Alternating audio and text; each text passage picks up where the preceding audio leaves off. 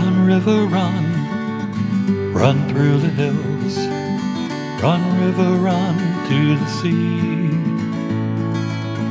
Run, river, run to your place beneath the sun. Run, river, run over me.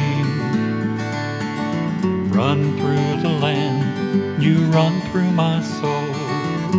Hi, this is Jan Lewis. I'm your host today of Be My Guest. We have with us an author, and her name is Karen Laplante, and she has written the true story of her father's suicide, and it is called Unraveling My Father's Suicide. Now, it would not be appropriate for me to say this is a good read. I will have to say she did an excellent job telling us about what happened. And she's pictured in this. She was a little girl at the time. She's going to share with us a lot about this. Welcome, Kathleen. Kathleen comes to us from Hudson. Mm-hmm. And I first saw, I believe, I get all the Sunday papers, and I probably saw you listed as speaking somewhere, and that's how I found your site. Oh, I was wondering about that, yeah. Right. This picture of your dad, he looks like was he very tall? Doesn't he? And that's one of the things I write about in the book was when I went to his funeral, he was short. He looked short. Of course, I had grown. I was a teenager. Did they bend his knees probably to get him in there? Oh, maybe. I don't know. I don't know. So it was somewhat foreign, looking in the casket. And yeah. You were, well, I'm not going to tell the story. You were. Tell us about the book. You don't have to tell us how it goes. You give people an idea about it. Okay. Start from when you were little, just like you did. Oh, in the intro or whatever. Well, basically, there were 6 of us kids, and my father and mother weren't very well off, and so we lived in, public housing projects. My father was an active alcoholic, and it really impaired our family life. He was hardly ever home, and when he came home, he was not very conducive to the family activities. So it was hard on my mother. Eventually, my mother ended up kicking my father out of the house. Yeah. But that was after many years. She didn't know that she could do that. That's. Was that before Al-Anon? Well, no, what's funny is there was a nun. Oh, wait, okay. Oh, sorry, somebody told my mother about Al-Anon. Yeah, okay. And that's when she went to Al-Anon after a year or so, she started realizing there are things that she can do. And yes. In Al-Anon, they don't tell you what to do. Nope, they suggest. Figure it out, yeah. Yep. So that was a really big help for my mother. And the ironic thing was, you'd never expect a nun to be telling my mother that, there's another way of living. In other words, you can separate, get divorced, or whatever. But she did, and that encouraged my mother to basically provide safety for the family. Yeah. So. That was a relief. Can you remember what you felt? Allergies. My nose is itchy. Can you remember what you felt like as a child? Probably the terror, the fear, everything. Father would come home and he would be dead drunk. Well, actually, when I was younger, it wasn't as fearful for me. Mm-hmm. I think maybe I might have been in bed when my father came, or that kind of thing. It was later when I was 10 years old, 12 years old, and that was really, it was if my father would come home, and I would just be dreading the whole thing because I didn't know if he was gonna explode. I didn't know what the other thing is he was drunk a lot, and he was inappropriate. Nothing severe, but like for instance, I don't know, I think I was 12 or 13, and he asked me if I ever tried pot, I had tried pot yet, Yeah. It's like, that's not what you talk to your teenager, especially young teenagers. Was he also bipolar, Kathleen? We don't know. Yeah. We think he definitely struggled with depression. Yeah. Whether there was a bipolar aspect of it, I don't know, because he never went for help. And that was one of the other things. He never went to AA. Yeah. And he never went for therapy or anything like that, which is, why my mother had to take the steps that she took. Because he was still living with you when you were 12. What year was that? Do you remember? About approximately? It was when I was in 6th grade. So let's see, 70. Oh, all right. So I was 12. So 60. 62 plus 12, 74. 1974. 64, yeah. Yeah. Right. Yeah. And your other siblings, you had some behind you, or were you the baby? I forgot. I had one younger brother, Yeah. and then I had 4 older brothers and sisters, and we were all a year apart. Were you protecting each other So- a lot from him? Oh, I think so. Yep. Yeah. My brother, especially, you know, when my father had called and said something really outlandish, and I just wanted to get off the phone, and my brother kind of stepped in for me and stuff. He was always there. So as you got older, you and your siblings got older, your father got worse, which happens. It progresses. Yeah. It doesn't get any better. And your mother took the step to let him you're gone. How'd that go over with him? He kind of had been doing it at that time anyways, because he'd be home, but he'd only be home part-time. And then he'd be off, and he'd be off for 2 weeks, and maybe we'd see him again. And what he was doing was living with another woman. Yeah. So, based on what I've found out about her is that he was doing the same kind of stuff with her. I actually read police reports that involved her. Yeah. And just reading, that was kind of sad. You know, I thought my father left us because he was getting a better life, or that he didn't like us as much as the other family. But when I really read in the police reports that he was doing the same thing to them, I realized it wasn't because of that. Now, did you have any hints? I don't want to give everything away, but you tell us about it. Did you have any red flags that this man had suicidal intention? Oh, knowing what I know today, probably. What were those? Help us with understanding. Well, just his acting out, his being irresponsible, his being in financial trouble all the time. Yeah. Him having roommate troubles. You know, I think he was a very lonely person. Yeah. So He couldn't keep them as his roommate, or they kicked him out? No, he had roommate problems. They never separated. Yeah. They just argued. They fought. My father ended up hitting his car, and so my father owed him money, and he wasn't paying them, and things like that. Did he have a big temper, Kathleen? Like punching walls? You know, he didn't. Yeah. No, he wasn't like that. Yeah. He was. I think he was more subdued. He just holding it in. Just like drunk and depressed. You know, so he was just. I mean, like he'd come home, and a lot of times he would just lay on the couch. Lay on the couch. You just sit and there and fall watch asleep. TV? Can you watch TV? Just sit there? Yeah.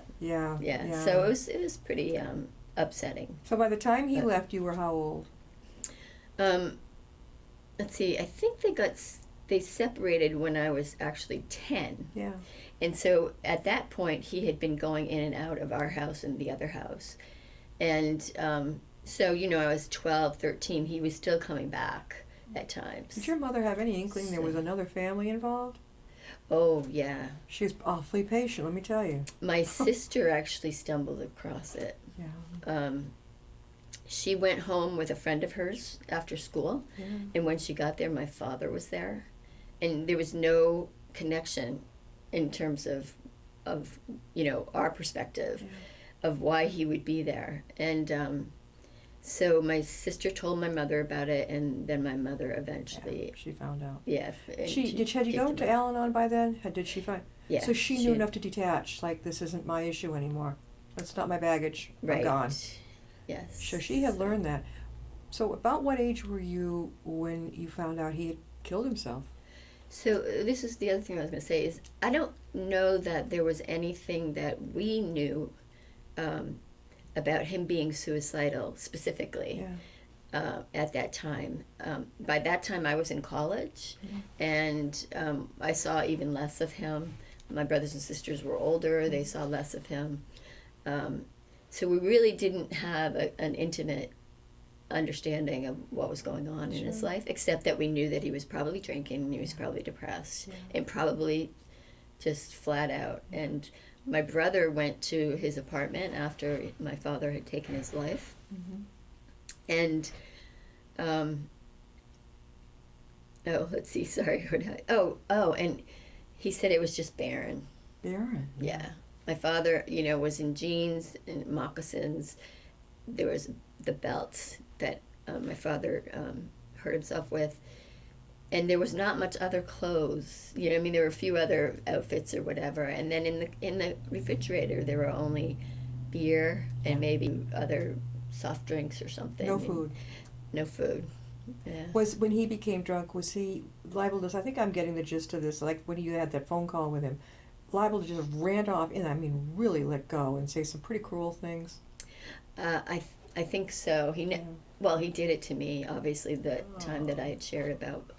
The other time I share about in my book is with one of my other sisters. And he came in, he was drunk, my sister was there. He knew the guy that she went to the prom with, and he kind of laid in on her and was talking about her being inappropriate with him, and which she wasn't. So just putting people at a really awkward state. Feeling defending of themselves and not even having done anything. No. Oh, right. yeah, I've seen that happen a lot. We are talking with a wonderful author. Her name is Kathleen Laplante. She wrote the book Unraveling My Father's Suicide. This is a true story. And you had 5 children in the family. Actually 6. My brother's missing from the picture. Okay, he hadn't been born, no. Oh, my God. That's a big family.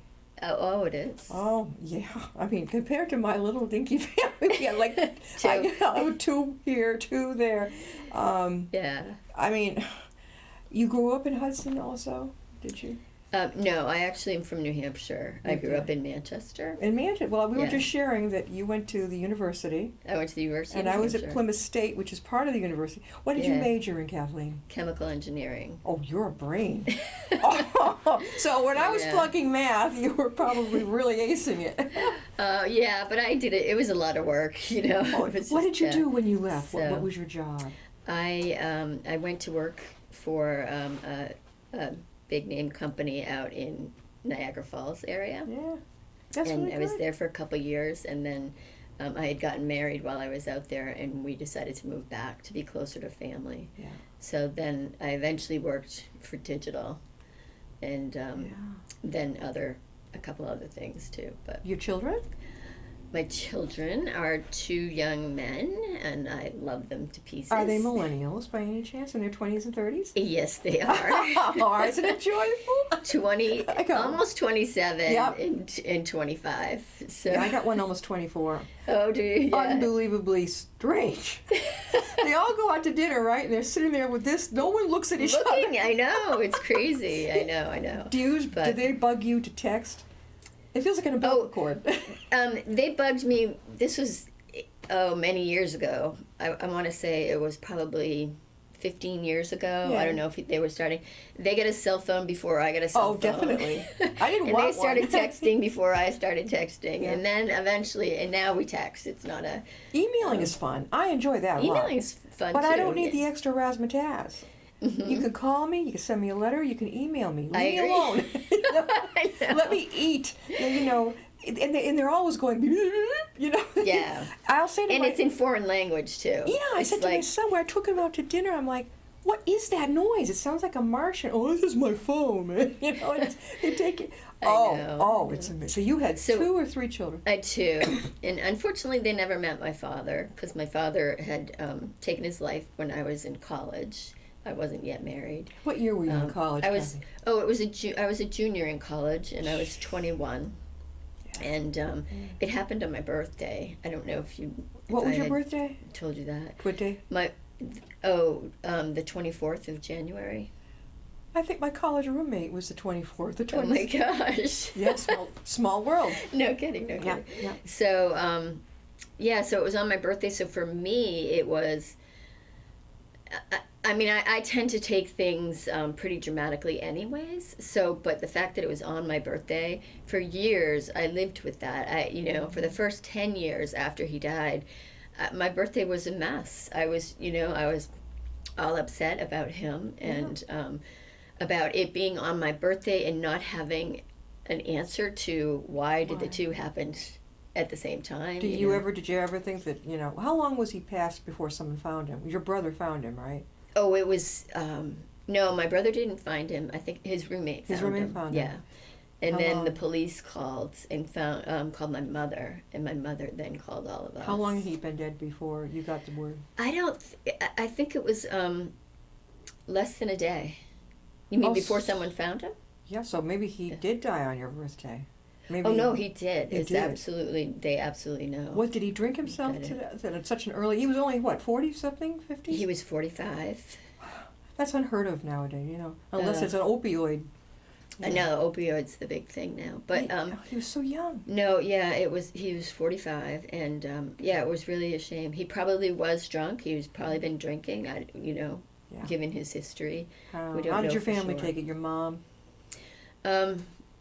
It was hard. I mean, it was. Here's the part that was the twist on the whole thing is that he was my father, but I didn't know him very well because we'd spent so many years not being with him, and I think that was the same for all of my brothers and sisters. And unfortunately, I'll let that stay in the book. I'll wait and for people to read about what I was just going to say. So I think we were all upset, and I think really the biggest thing was that we were all feeling awkward because we didn't know what to do. Like how to, he was our father, but we didn't really know him. He was living with this other woman. He was still with her. Yeah, that's nuts. Yeah, and we were all told to be at the casket, with my mother, and this girlfriend's like in the back room, the back of the room, and I'm thinking, this is terrible for her. She should be here. I know. When did you know that you wanted to write this book, Kathleen? So I didn't know. I actually never thought I was going to write a book. I never expected. I was a member of a writers group, and I always thought the two people there writing novels, they were going to be the book writers, and I was going to be the newspaper article writers, and my engineering reports. So it happened, I think, let's see, throughout the years, I had different times where I was addressing my feelings and my emotions and whatever about my father's suicide and about my father and my mother, that kind of stuff. So it had been put aside for a while, and then at one point it had just resurfaced, and I was curious about my father again. I ended up going onto the internet and finding American Foundation for Suicide Prevention. You found that, yeah. That's a website. They do excellent work. And do you know what it is, so you could share it with the viewers? How they could get to it? Oh, it's afsp.org. Well, that's easy enough. afsp.org. Okay. Or you can Google. If you Google suicide, even the word, come up. they will probably come up because they're pretty popular. Before we website. forget, Kathleen, how can they get your copy of your book? Oh, my book is on Amazon, so you can go to Amazon and put in the title of my book, or you can put in my name, and my page will come up, so you can buy it there. And it's also available at Barnes & Noble, and that's online as well. The other place it's available is the place where I actually got help in order to publish my book, and it's called Create Space. Yes, that's free, isn't it? Online? Yes. Yeah. Yes. That's right. I'm steering one of my authors that way. That way? Oh, yeah.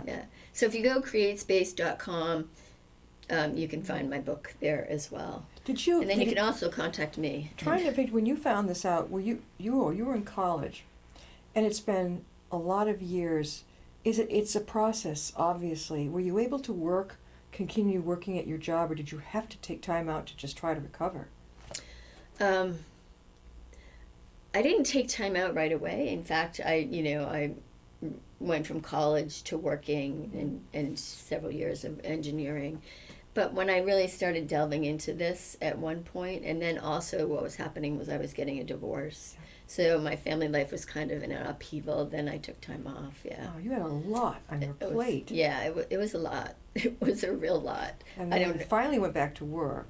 Mm-hmm. But do you still have to, I would think you'd still have to go to counseling or something. Oh, I'm in therapy. I'm in counseling, yeah. I've been since 90.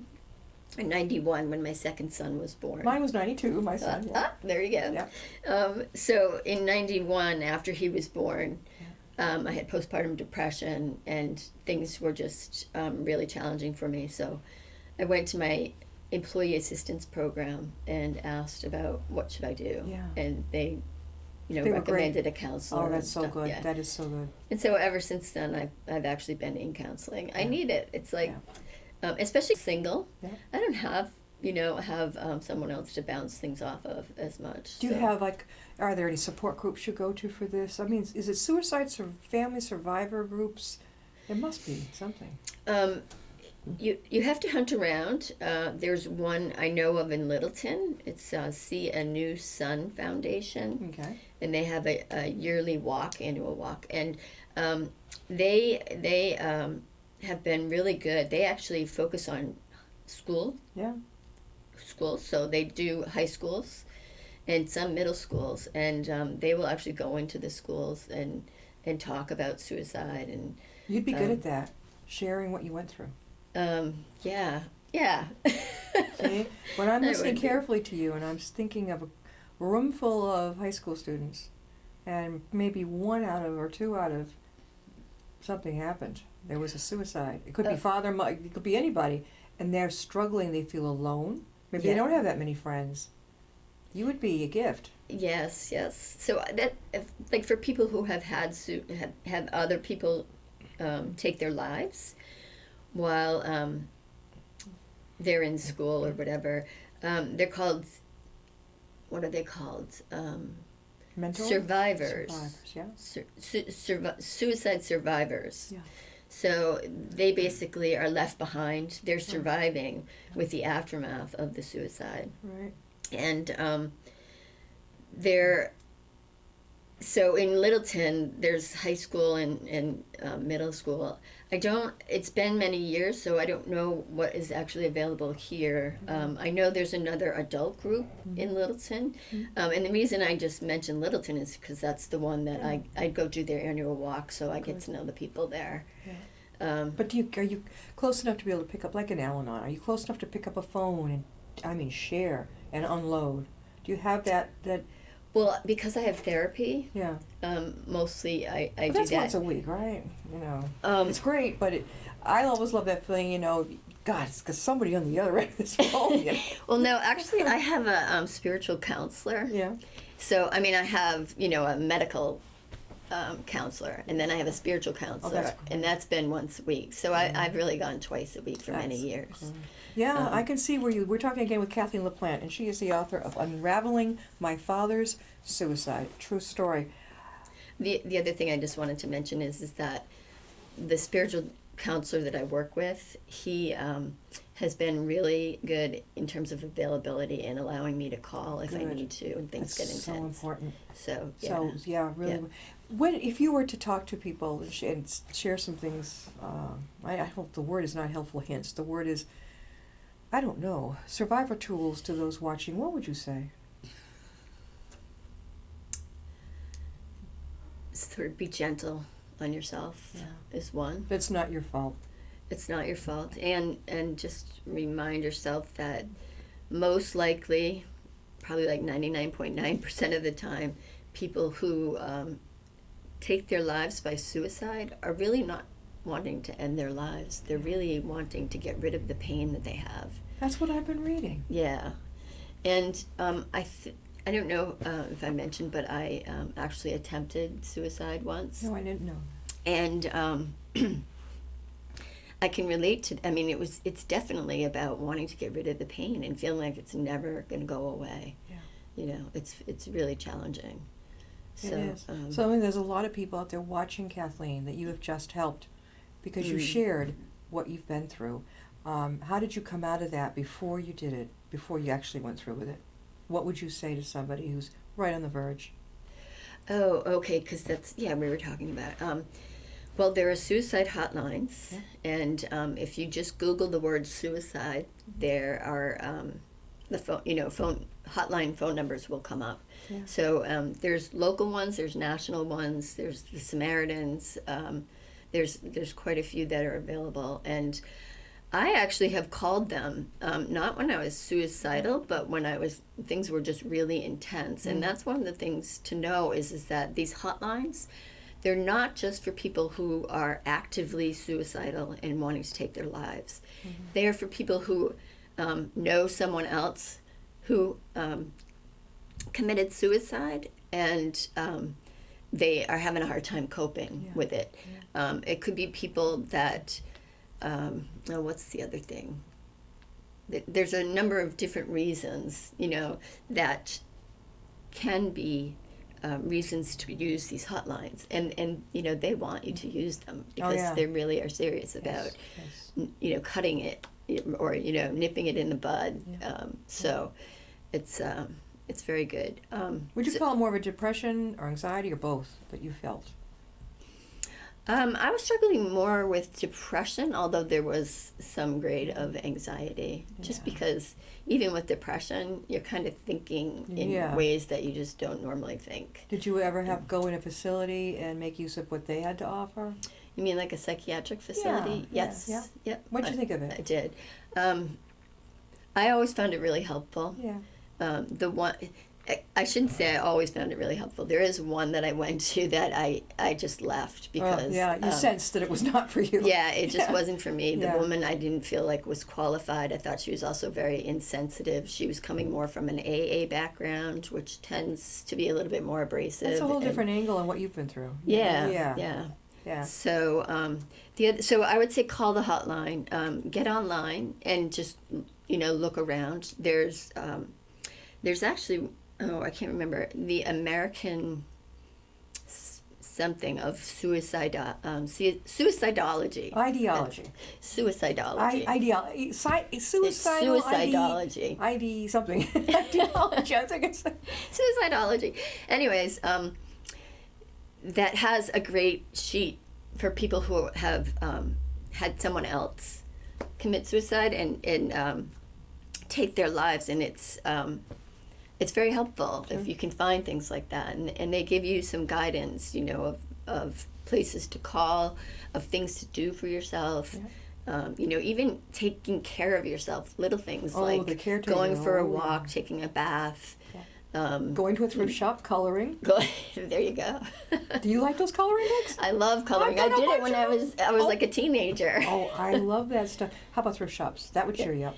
I do like thrift shops too. It's the fun. one next to me closed down. The one in Hudson, the Sally's Boutique. No, that one's new. Salvation Army? Salvation Army. It's new? That closed down. It did. Yeah, it did. A few years ago. We're real popular out this way. Yeah. We've got Worcester. We've got Linwood. I loved going in there because I'd always find something. Well, Yeah. Are you working right now? So I'm writing, and I also write newspaper articles. Yeah. And then I also bake. I'm a baker. She's a baker. She told me about this. Now, cupcakes with chocolate. Cupcakes, cakes. Yesterday I made these carrot. Was it? Oh, carrot cake, cream cheese bars. I've made. You're killing me. Cheesecakes, pies. Just the whole range of things. Yeah. Do you share them with others? Give them away, or some I do. My banana bread I tend to give away to friends. That one's like a big hit. I actually bake at a monastery, so I'm baking for the community. Yeah.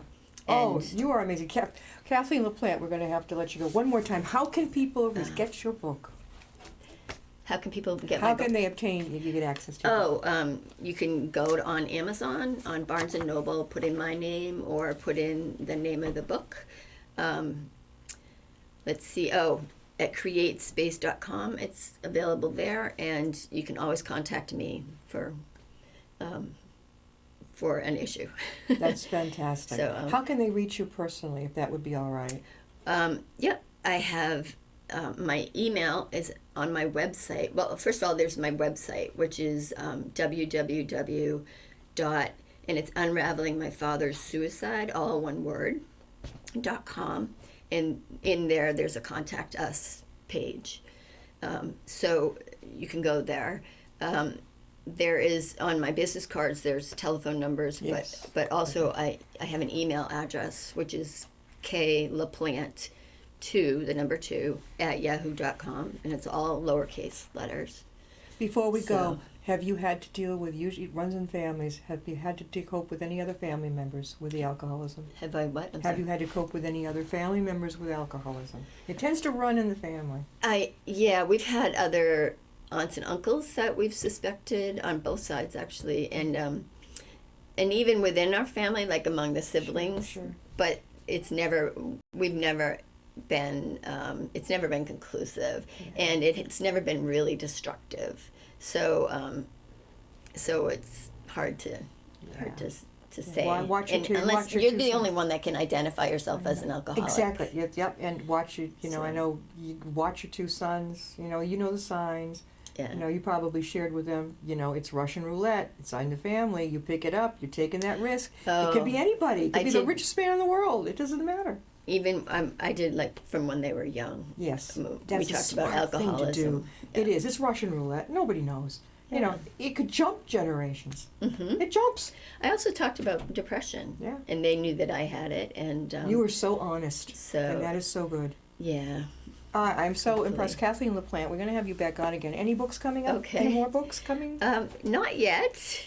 No? Come on now. I'm starting to think about it now. It's been a year since my book. Yeah. Well, a little bit less than a year since my book. That book's been All right. out. Well, you got to get, you know, So- you can know. actually write a very, that's one of those supportive books and tools that help you. Oh, to help. That would be amazing and get you on right away.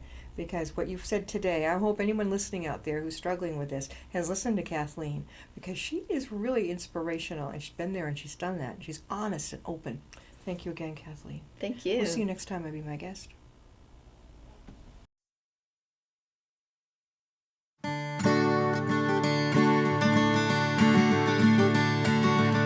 Run, river, run, run through the hills.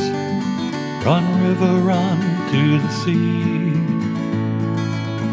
Run, river, run to your place beneath the sun. Run, river, run over me. Run